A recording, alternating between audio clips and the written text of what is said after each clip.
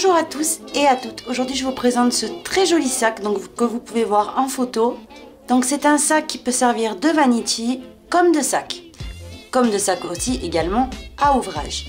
À vous de voir l'utilité que vous allez lui donner. Donc il a une excellente tenue, il est réalisé avec Lycord. C'est un modèle idéal pour offrir si vous avez des filles autour de vous, des femmes, voilà, vous voulez gâter votre entourage. Ça peut servir de vanity, de trousse à maquillage, de sac à ouvrage, enfin tout vraiment de sac pour sortir. Il est vachement grand, vous allez voir, je vais vous donner les dimensions. Donc voilà ce qu'on va apprendre à réaliser aujourd'hui. Pour réaliser le vanity sac, vous aurez besoin de ciseaux, d'un crochet 4,5, d'une aiguille à laine, donc celle-ci, vous voyez, avec le gros tronc, pour que ça puisse rentrer en fait Lycord. Donc les aiguilles comme ceci, du fil et une aiguille à coudre assortie à Lycord, donc à la couleur de Lycord que vous allez choisir, et 4 marqueurs. Et ensuite, vous aurez besoin de ce fermoir qui est magnifique, si vous voulez le faire style vanity. Si vous le voulez, vous voulez faire à la place un panier, donc vous allez voir dans le tutoriel, vous aurez besoin de anses. Vous en trouvez plein sur notre boutique. Donc moi je vous recommande ce fermoir. Si vous choisissez de le faire en fermoir, il faudra celui-ci. Donc je vais vous marquer les informations de ce fermoir juste là. Ensuite j'ai eu besoin de 3 pelotes Lycord pour réaliser le vanity. Donc Lycord, c'est un excellent fil, il a beaucoup de tenue. Il est de très bonne qualité, vous voyez. C'est pas un fil fin qui va se casser ou quoi que ce soit. C'est vraiment très dur. C'est vraiment l'idéal pour faire tout ce qui est sac, vanity, etc. Donc je vous le recommande vivement. Vous avez plein de couleurs sur notre boutique. Il vous faudra également une chemise, donc comme celle-ci en plastique. Vous voyez, ne prenez pas en papier, il faut qu'elle soit en plastique. Donc là, j'avais déjà coupé pour le sac jasmin la première partie. Ici, dans ce sac, j'ai utilisé couleur rose fuchsia qui ressemblait le plus à Lycord. Mais comme vous pouvez voir, ça ne se voit absolument pas qu'il y a une chemise à l'intérieur, vous voyez. Mais sauf que la tenue, elle est là. Donc, vous aurez besoin d'une pochette comme celle-ci. Et comme vous pouvez voir, moi personnellement, je l'ai payé 1,25 €. Donc c'est vraiment 3 fois rien. C'est exactement comme acheter un fond de sac. Sauf que ici, vous avez la beauté en fait qu'on ne voit pas un morceau de cuir ou etc. en bas. C'est 100% crochet. Et avec Lycord, c'est super résistant. Donc voilà, économique, ça marche hyper bien. Donc voilà ce que je vous recommande. Ce très joli sac, comme d'habitude, vous savez que j'adore vous offrir mes ouvrages, donc comme d'habitude, je vais vous le faire cadeau. Je vais le faire remporter à quelqu'un avec grand plaisir. Donc tout simplement pour que je puisse tirer moi un gagnant ou une gagnante, il vous suffit de faire une commande de la date de publication de ce tutoriel. Donc vraiment, à partir du moment où vous voyez cette vidéo sur YouTube, jusqu'à la date que je vous marque ici, vous devez faire donc une commande du montant souhaité. Donc peu importe les articles achetés, ni le montant de la commande évidemment. Et toutes ces commandes-là, je les mettrai dans un logiciel qui s'appelle Pickout. Je tirerai au sort un gagnant ou une gagnante et cette personne-là recevra chez elle ce très joli sac. J'espère vraiment qu'elle sera très contente. Voilà. Voici, on peut commencer. Donc avant de commencer, je vais vous donner tout de suite les mesures du vanity. Comme ça, vous ferez une idée. Donc vanity sac, parce que je dis sac parce qu'il est vraiment grand. Vous pouvez sortir tranquillement dehors, vous allez voir, vous avez un espace dedans incroyable. Donc je vais vous donner toutes les mesures de suite. Donc le vanity du fermoir, vous voyez, jusqu'à la base du fond, vous avez 22, oui c'est ça, 22 cm. Vous voyez? Maintenant, de largeur, regardez, si je mesure de la moitié d'ici, de la moitié de là. Donc le plus large que l'on obtient, c'est 44 cm. Maintenant le fond, donc ici, le fond, fait de largeur 25 cm. Ici, il fait 15 cm. Donc 15 cm comme ceci et de largeur 25. Maintenant, ce que je voulais vous montrer également, c'est dedans, j'ai mis de la mousse, mais il tient parfaitement pareil. Je vais l'enlever pour vous montrer. Donc quand j'enlève la mousse, Voilà le sac, vous voyez, ça tient parfaitement. Il y a une tenue incroyable, c'est avec l'i-cord et le fond, l'astuce que je vais vous donner. Donc, regardez pour vous faire une idée, si je mets une pelote d'i-cord, donc les pelotes d'i-cord font entre 240 grammes et 260, regardez la place qu'il vous reste encore. Vous pouvez mettre environ 4 à 5 pelotes d'i-cord, un crochet, un mètre, des marqueurs, une aiguille à laine, ce que vous avez envie. Donc ça peut très bien devenir un sac à ouvrage. Après, à vous de voir. Donc moi, j'ai marqué Vanity Sac. Vous allez voir que je marque Vanity Sac Vintage, puisque ça peut faire les deux. Le maquillage, etc., gel douche, déodorant, etc. Ou alors, sac à ouvrage ou sac à sous-vêtements. Si vous partez en voyage, vous pouvez mettre vos chaussettes, etc. dedans. Enfin, vraiment, il est très très grand. C'est aussi possible de sortir avec en tant que sac. Il est vraiment splendide. Il y aura tout le monde qui va vous demander le même, c'est sûr certain. Il est vraiment très joli. Donc voilà. Sur ce, oui, maintenant, on peut commencer le tuto. On va commencer la base du sac en faisant une maille chaînette de 16 mailles. Donc, vous commencez comme d'habitude. Vous faites votre première maille chaînette, la deuxième, troisième, quatrième, cinquième, comme ça, jusqu'à en avoir 16. Une fois que vous avez vos 16 mailles, vous allez venir compter depuis le crochet, 1 et 2. Dans la deuxième ici, c'est ici qu'on va commencer à travailler. Donc vous faites dans chaque maille, une maille serrée individuelle. Vous voyez? Et au total, à la fin du rang numéro 1, vous aurez 15 mailles serrées. Donc tout ça avec le crochet 4,5. J'ai terminé le premier rang. J'ai mes 15 mailles serrées. Maintenant, on retourne et le rang numéro 2 ainsi que le 3, 4, etc. Vous allez faire une maille en l'air pour lever l'ouvrage. Et ensuite, dans chaque maille que vous avez devant vous, vous allez faire une maille serrée individuelle par-dessus. Donc, on commence ici où il y a la première. Vous piquez et vous faites votre première maille serrée. Je vais dans la maille suivante et je fais la suivante. Et on va travailler en maille serrée individuelle jusqu'à terminer le deuxième rang. Vous voyez, vraiment rien de difficile. J'ai terminé le deuxième rang. Maintenant, on retourne. On monte avec une maille en l'air. Et de nouveau, on répète l'opération. Dans chaque maille que vous avez devant vous, vous faites tout simplement, vous voyez, une maille serrée par-dessus.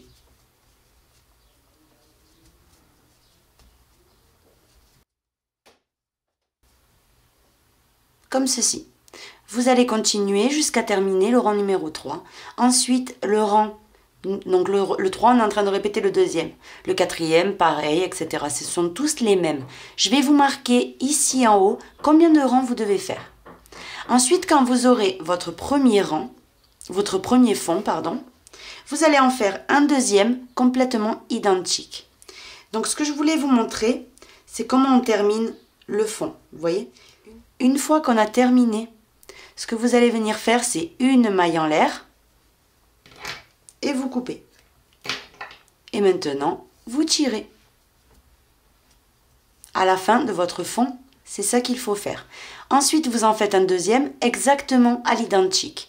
Ces deux fonds, on va les coudre ensemble, mais en mettant des chemises entre les deux. Vous allez voir. Et ça va donner en fait une fermeté au fond incroyable.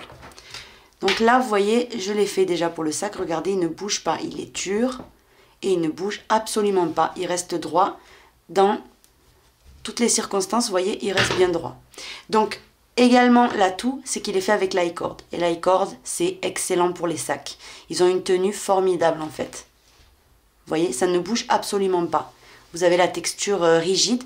C'est super, super bien pour faire des sacs, etc. Quand vous voulez que le sac ait une excellente tenue.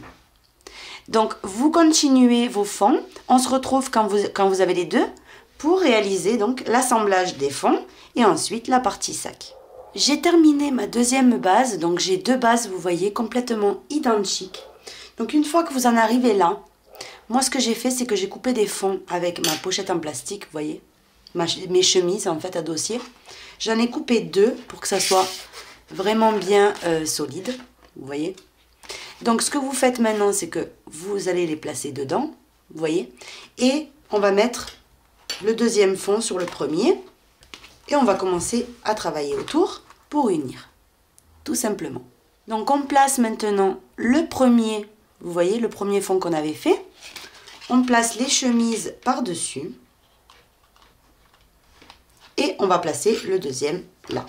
Donc au début en fait, vous voyez, tant qu'on fait le tour là, c'est pas la peine de placer le dedans, c'est vraiment pas la peine.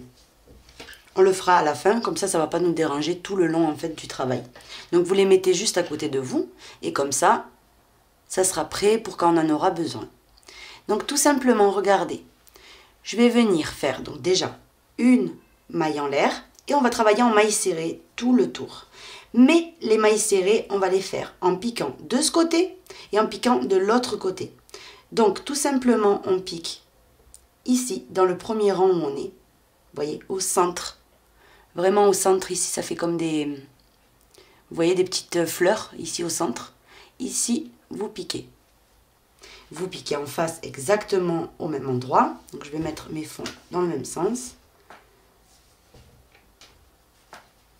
Donc, vous piquez exactement au même endroit de l'autre côté. Vous voyez, au centre de cette petite fleur.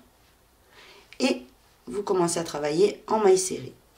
Donc, ici, au centre de cette petite fleur, on va venir faire 3 mailles serrées. Donc là, on a la deuxième. Et au même endroit, toujours en passant, vous voyez, dans les deux couches, je fais ma troisième. Maintenant, je vais entre cette rangée, ici, vous voyez, il y a un trou. Vous allez voir, il y a des trous, en fait. Ici, ici. Dans ces trous-là, vous passez le crochet, vous allez en face, vous allez venir chercher également le tronc.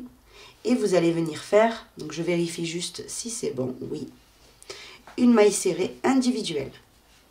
Maintenant, j'arrive ici. Il y a de nouveau une petite fleur. Là. Au centre, vous piquez. Vous allez en face chercher la petite fleur, ici qui se trouve également en face. Et vous faites une maille serrée. Vous allez dans les deux espaces, dans les deux petits trous qui suivent, maille serrée. De nouveau les fleurs. Maille serrée individuelle. Et vous allez continuer ainsi jusqu'à finir d'unir. Vous voyez, là c'est complètement uni. Je suis arrivée à l'extrémité, vous voyez, regardez. Vraiment mon dernier espace.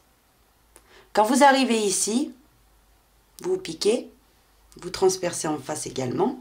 Et vous allez venir faire 3 mailles serrées, exactement comme on a fait dans l'autre angle. 2. Et la troisième. Vous voyez? Maintenant, on atterrit ici. Donc là, tout simplement, on fait les mailles serrées comme elles se présentent. Vous en avez une ici, la première, ne l'oubliez pas. Elle est juste ici, toute petite. Ne l'oubliez pas.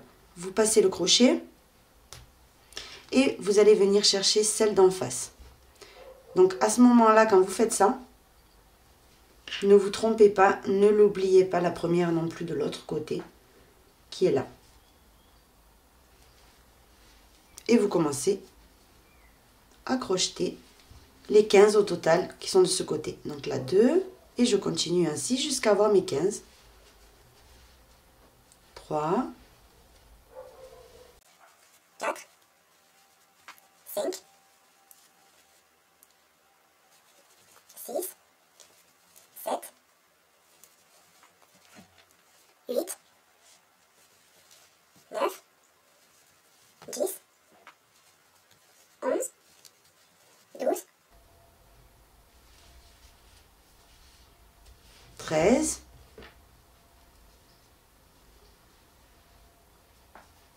là je fais ma 14e et la dernière, je pique en face et je fais ma 15e.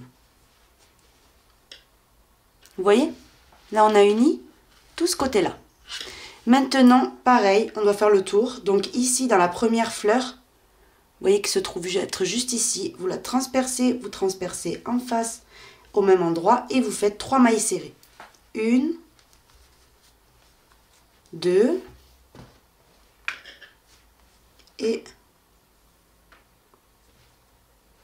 une troisième. Les fils que vous avez là, ben, cachez-les en même temps, vous profitez. Vous pouvez les couper un peu plus courts si vous les avez fait longs comme moi. Ça ne sert à rien. Maintenant, on continue. Une dans l'espace, vous voyez? Ici, dans le trait, vous le voyez clairement. Et une dans la petite fleur. Une dans l'espace, une dans la petite fleur. Jusqu'à arriver à l'autre angle. Où là, il faudra passer les morceaux de plastique. Donc, on continue. Ici, entre fleur et fleur, je vais en face exactement au même endroit. Et je fais une maille serrée individuelle. Donc là, fleur et fleur et maille serrée individuelle. Entre fleur et fleur, en fait, dans l'espace, vous piquez. Vous allez en face. Et vous faites la maille serrée. Comme ça, jusqu'à arriver à l'autre angle. Je suis arrivée à l'autre extrémité. Donc, au total, en fait, que je vous explique. Ici, vous devez faire 15 mailles serrées. Dans les angles, ici, 3. Ensuite, 28 individuels. Dans l'angle 3, 15 mailles serrées. 3 mailles serrées. De nouveau, 28. 3 mailles serrées, 15 mailles serrées, etc. Vous voyez? Donc, maintenant qu'on est arrivé là, on profite. On met les chemises avant qu'il soit trop tard. Donc, vous allez les rentrer. Si vous voyez que c'est trop serré, ben, vous les recoupez un petit peu.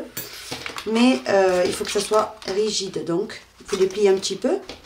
Regardez. Vous les mettez comme ceci. Donc, il faut que ça soit là, de la même forme qu'on a découpé tout à l'heure. Vous les pliez en deux. Vous les passez. Et vous les ouvrez ensuite. Vous les passez comme vous pouvez. Jusqu'à qu'ils rentrent complètement.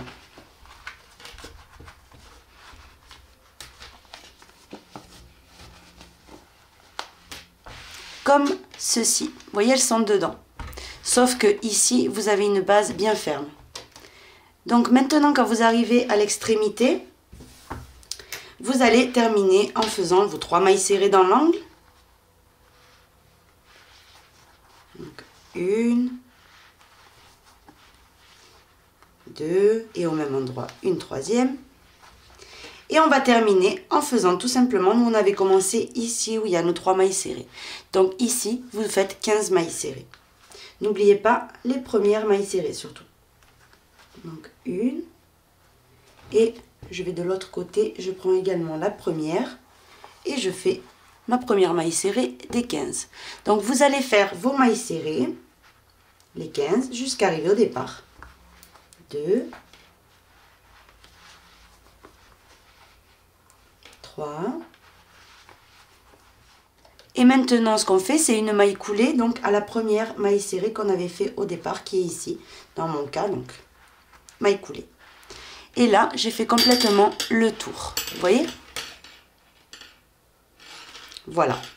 Donc, j'ai fait complètement le tour. Si vous n'arrivez pas à avoir à chaque fois, par exemple, ici 15, ici, vous n'arrivez pas à faire vos 28, etc., vous pouvez tricher, hein, il n'y a pas de problème. En fait, il faut juste qu'il y ait ces mailles-là, le nombre, pour qu'on puisse faire le sac en même temps, tout simplement.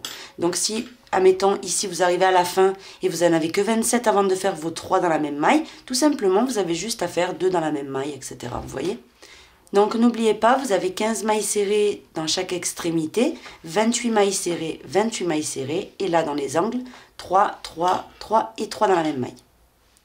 Là, tout de suite, après avoir fini le bord, j'ai 98 mailles serrées. Donc, c'est un nombre pair excellent parce que le motif qu'on va réaliser est multiple de 2. Donc, avant de commencer, on va couper le fil. Vous voyez ? Et tout simplement, vous le tirez. Ce fil-là, ensuite, on va le cacher par là, par l'ouvrage, vous voyez? Donc ça, vous le laissez comme ça pour l'instant. Maintenant, vous reprenez le fil et on va venir tout simplement s'accrocher. Regardez que je vous montre un petit peu. Ici, derrière chaque point, vous avez une petite boule qui s'est formée. Vous voyez? Derrière chaque maille serrée, il y a cette petite boule. C'est ici qu'on va travailler. Donc, on se rattache. Donc, peu importe où, hein, vous choisissez une petite boule, vous en avez de partout. Donc, on va venir laisser cette maille chaînette intacte et on va venir s'accrocher dans une petite boule qui est derrière. Donc vous rattachez le fil. Et vous montez avec 3 mailles en l'air. 1, 2, 3. Ces 3 mailles en l'air équivaut à une bride. Maintenant, dans toutes les petites boules, donc comme je vous disais que vous voyez, vous allez faire une bride par-dessus. Donc regardez, un jeté, vous venez chercher la petite boule qui est juste là, vous voyez, 1, 2, 3, vous voyez, sont toutes là les boules. Venez chercher la boule, vous passez à travers la petite boulette et vous faites une bride. Maintenant, un jeté, vous allez dans la petite boule suivante qui est juste ici. Vous l'accrochez et vous faites de nouveau une bride. Ça va être le rang numéro 1. Comptez-les bien, il faut vraiment que vous en ayez le même nombre que moi si vous voulez suivre mon tutoriel. Donc 98. Ça, si ça se défait un petit peu, ne vous inquiétez pas. Ensuite, en le cachant et en faisant un petit nœud, ça ne va plus jamais bouger. Donc vraiment pas de souci. Donc vous continuez ainsi. Vous voyez? Jusqu'à terminer tout votre rang. Donc vous devez oublier aucune petite boule.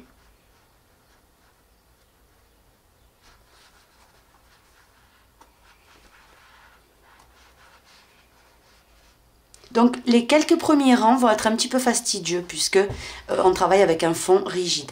Vous voyez? Donc ça va pas être très très pratique, mais ensuite vous allez voir que par la suite, ça va s'arranger parfaitement. Donc vous continuez, vous attrapez vos petites boules et on se retrouve à la fin du rang. J'ai terminé, j'ai fait tout mon tour entier, vous voyez, de brides. Donc maintenant, ce qu'on va venir faire, c'est unir à la fin du rang. Donc il faut toujours les compter, il faut 98 brides. Donc maintenant, on unit par une maille coulée à la 3e maille en l'air qu'on avait fait au départ. Comme ceci. Vous voyez, le tour, il est fermé. Donc maintenant, ce qu'on va venir faire, c'est le rang numéro 2.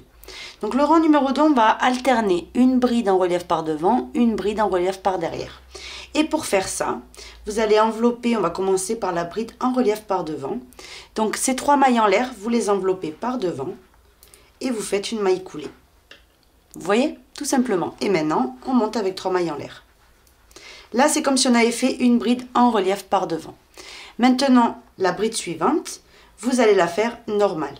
Donc vous piquez par-dessus et vous faites une bride individuelle. La bride suivante, vous l'enveloppez donc par devant et vous la faites donc en relief par devant. Vous voyez? Et vous allez alterner ceci tout votre rang. Une bride en relief par devant,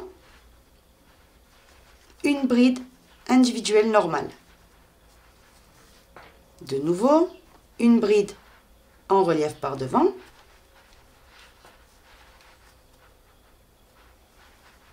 Et une bride normale. Jusqu'à terminer votre rang. Donc je vais poursuivre et on se retrouve. Donc déjà vous allez sentir que dans ce rang c'est beaucoup moins compliqué que dans le rang précédent. Il ne faut plus faire autant d'efforts. Là ça va aller tout seul. Donc là pour l'instant c'est parce que c'est vraiment à ras du bord que c'est un peu compliqué à tenir. Mais je vous conseille de mettre le bord sur une table comme ceci. Et vous travaillez. Vous voyez? J'ai terminé tout mon tour, comme vous pouvez voir, et j'ai terminé par une bride normale. Maintenant on unit, vous piquez dans la 3e maille en l'air de départ et vous faites une maille coulée. Vous voyez? Maintenant ce qu'on va venir faire dans ce rang, c'est lever une maille en l'air et travailler tout le rang en maille serrée. Donc je commence ici même sur la 3e maille en l'air, vous voyez? Vous piquez et vous faites votre maille serrée, donc la première. Et ensuite, dans toutes les mailles qu'il y a devant vous, donc je vais le mettre comme ça, vous voyez, dans toutes les mailles, vous piquez et vous faites une maille serrée. Je vais dans la suivante, une maille serrée. Dans la suivante, une maille serrée. Et vous allez faire des mailles serrées dans toutes les mailles jusqu'à terminer. J'ai terminé le rang, j'ai fait toutes mes mailles serrées. Maintenant, j'ai juste à unir à la première du rang. Vous piquez et vous faites votre maille coulée.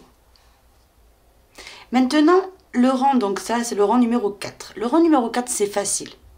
Vous allez faire l'inverse de ce que vous voyez, c'est-à-dire que ici, cette bride qui est en relief par devant, vous voyez elle est là, vous allez faire 3 mailles en l'air au-dessus. Vous voyez? Et ici, la bride qui était en arrière, elle est enfoncée, vous voyez? C'est elle qu'on avait fait normalement. Et bien ici, vous la prenez en relief par devant. À partir de là, vous alternez. Une bride sur la bride en relief ici, vous allez faire une bride normale. En fait, on va venir contrarier, vous voyez. Et ici, celle-ci, vous piquez et vous la faites en relief par devant. Vous voyez ce que ça donne? En fait, ça va donner en fait un très joli relief ce point, vous allez voir. Ça s'alterne, vous voyez. Ici en relief, et maintenant c'est celui qui est au centre. Maintenant, regardez, ici pareil, une bride normale. Quand je vois une bride en relief précédemment, vous voyez, par-dessus, je dois faire une bride normale. Ici, j'en ai une normale. Eh bien, je la prends en relief par devant. Et je fais exactement l'inverse de ce que je vois, tout le rang. Ça, c'est ce qu'il faut faire jusqu'à terminer le rang. J'ai terminé tout mon rang, donc j'ai fini par une bride en relief. Maintenant, je viens à la 3e maille en l'air de départ, vous voyez, et je fais une maille coulée pour terminer mon rang. Maintenant, le rang suivant.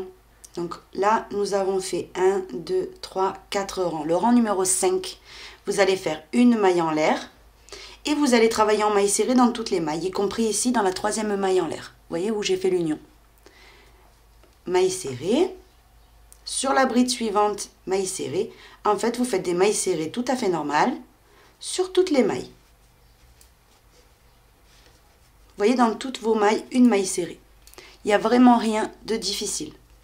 Donc là, vous pouvez tenir le crochet normalement.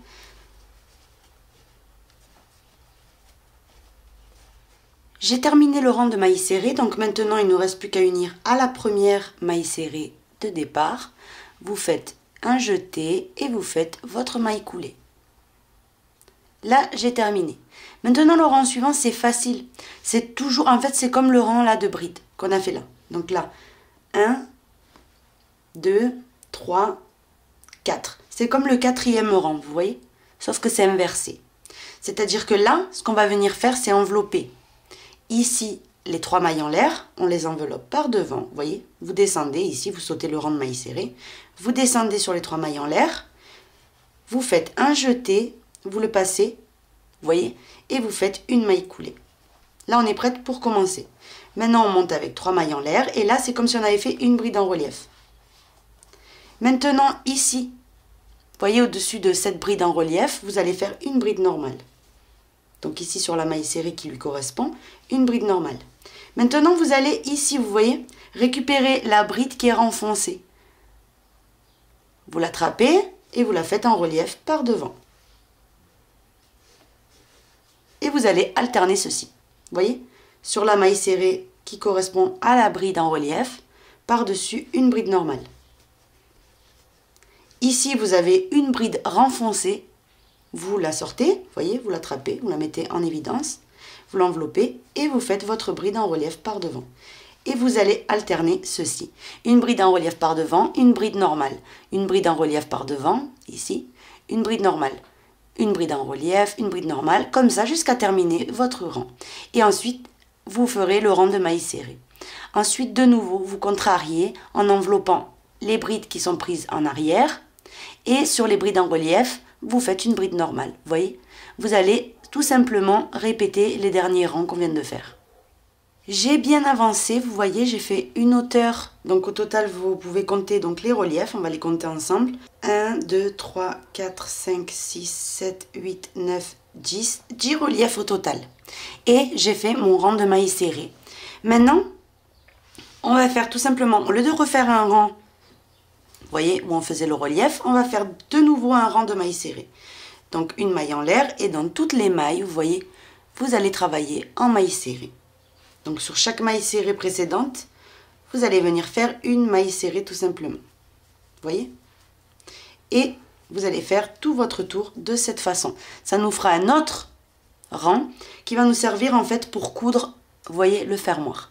Donc vous continuez ainsi en faisant une maille serrée sur chaque maille serrée précédente et on se retrouve à la fin pour l'assemblage. J'ai terminé, vous voyez, donc à la fin tout simplement, c'est simple, vous voyez, je vais défaire juste pour que vous voyez.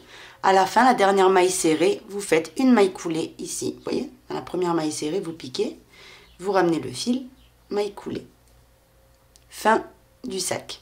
Donc maintenant, vous faites une maille en l'air. On va venir donc couper le fil, pas très long, hein, c'est pas la peine, et tirer. Et ce fil-là, vous allez le cacher avec une aiguille à laine dans l'ouvrage. Maintenant, ce que je voulais vous dire, c'est qu'il faut vous préparer un fil et une aiguille, vous voyez, de la même couleur que la corde, hein, c'est préférable. Et comme ça, au niveau de la couture, ça fera joli. Maintenant, autre chose, si vous ne voulez pas mettre de fermoir, vous pouvez très bien prendre des poignets, on en a plein dans la boutique, choisir les poignets qui vous plaisent le plus et vous faire un magnifique panier pour cet été, regardez. Il est vraiment trop joli. Vous voyez ce sac? Il est trop beau, le point il est vraiment magnifique. Hein. Donc soit vous pouvez le faire comme ça, soit comme moi je vais le faire avec le fermoir. Comme vous voulez. Donc je vais mettre... Très important, regardez.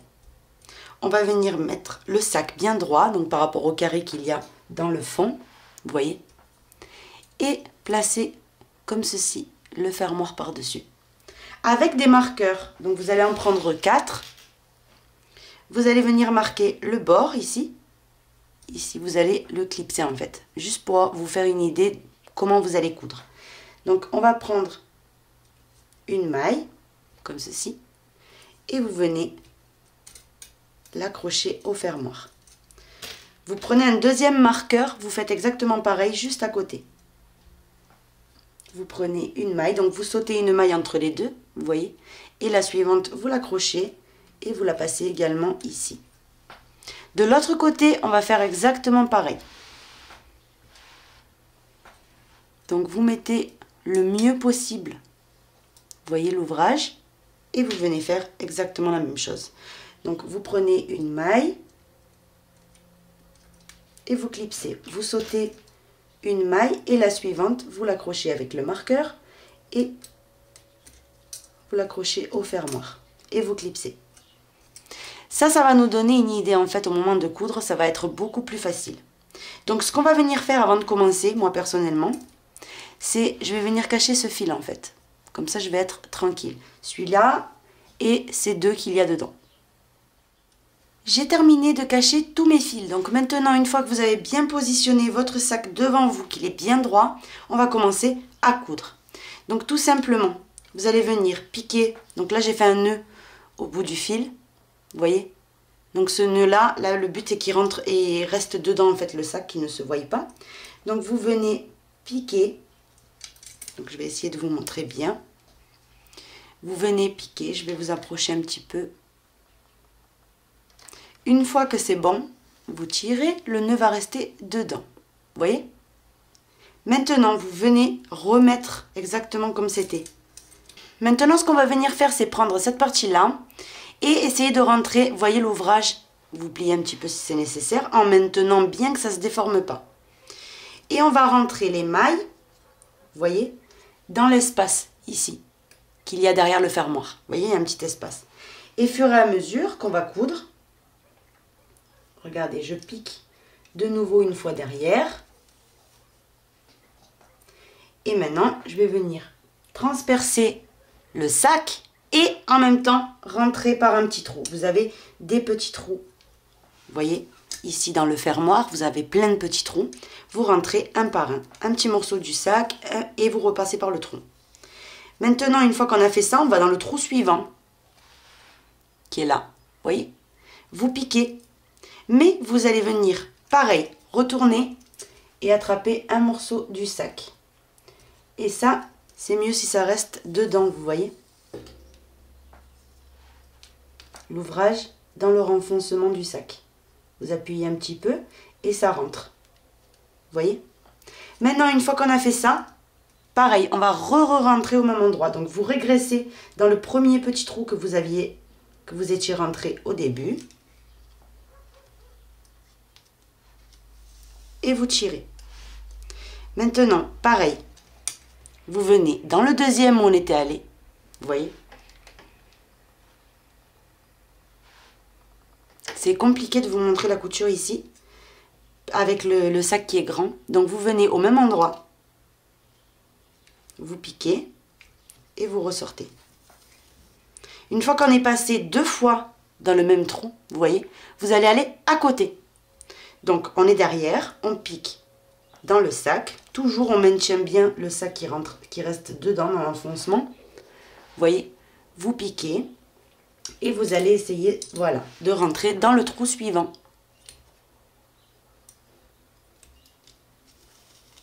Vous ressortez, vous régressez dans le précédent et vous ressortez derrière. De nouveau, on repique dans le troisième petit trou.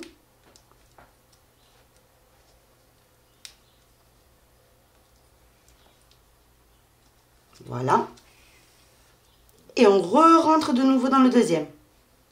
En fait, à chaque fois, il faut passer 2 fois pour que la couture soit parfaite.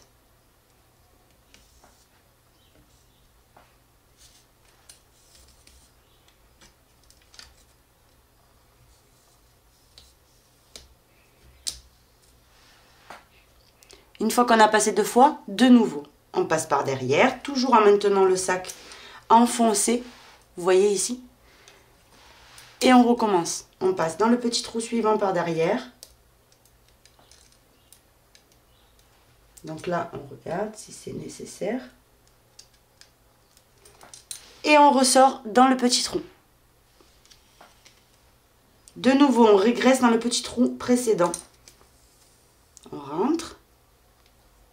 Et on recommence. Une fois qu'on est ressorti, c'est reparti. On tire.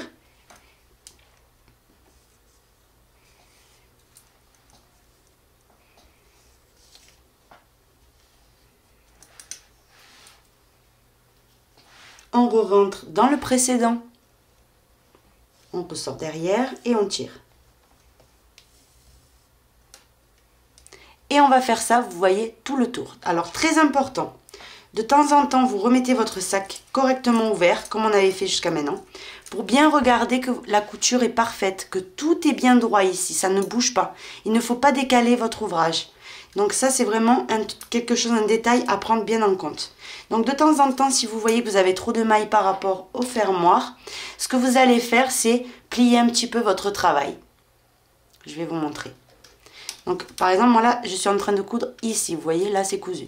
Donc, si je vois que c'est trop serré, vous voyez, je pousse un petit peu les mailles et je vais venir, vous voyez, les serrer. Comme ça, ça va rester bien droit et tout va coïncider. Donc, très important. Voilà, vous poussez légèrement si vous voyez que vous avez trop de mailles ici du côté gauche. Et vous continuez à coudre, tout simplement. Donc vous allez faire tout votre tour, puisque ça c'est vraiment, c'est quelque chose de super facile. Mais le problème c'est que sous la caméra, ben, on voit pas très bien. Donc vous avez compris le principe, vous faites en double comme on avait fait pour les porte-monnaies.